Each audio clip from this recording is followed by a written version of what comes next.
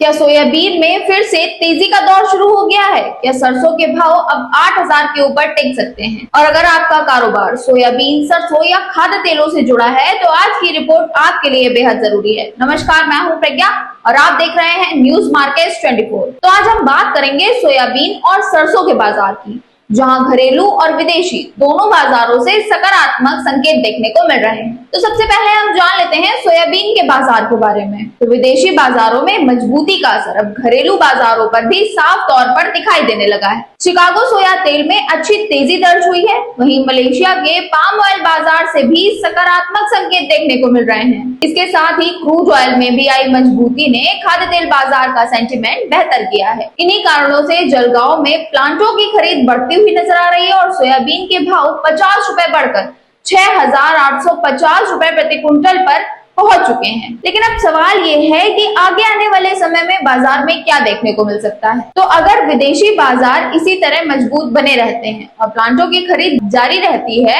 तो अगले 1 से 2 दिनों तक सोयाबीन बाजार मजबूत बना रहता है। अब इसी में आगे जान लेते हैं सरसों बाजार के बारे में। तो सरसों में भी बाजार का रुख लगातार मजबूत होता दिखाई दे रहा है।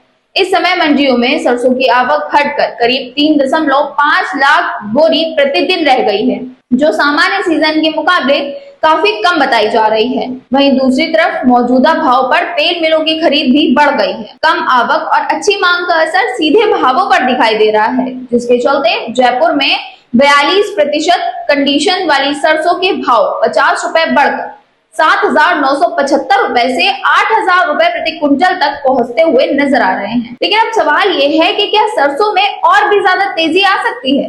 तो फिलहाल बाजार के संकेत सकारात्मक हैं।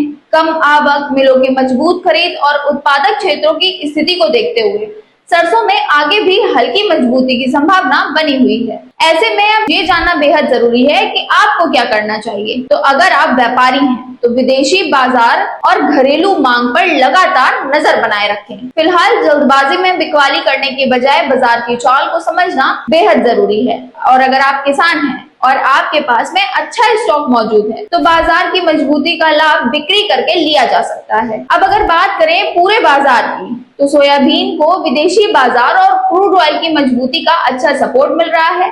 वहीं सरसों में कम आवक और तेल मिलों की खरीद बाजार को मजबूत सहारा दे रही है। फिलहाल दोनों बाजारों में बड़ी गिरावट के संकेत देखने को तो नहीं मिल रहे हैं और निकट भविष्य में मजबूती का रुख भी बने रहने की आशंका जताई जा रही है। बस इतना याद रखें कि बाजार में हमेशा ही उतार या चढ़ाव बना रहता है, इसलिए सोच समझ कर निर्णय लें और न्यूज अपडेट्स पर नजर रखें। और अगर आप भी जानना चाहते हैं खाद्य तेल बाजार से जुड़ी ताजा अपडेट तो अभी कमेंट करें अपना नंबर, वीडियो को लाइक करें, चैनल को सब्सक्राइब करें और बेल आइकन जरूर दबाएं ताकि कोई भी ताजा अपडेट आपसे मिस ना हो।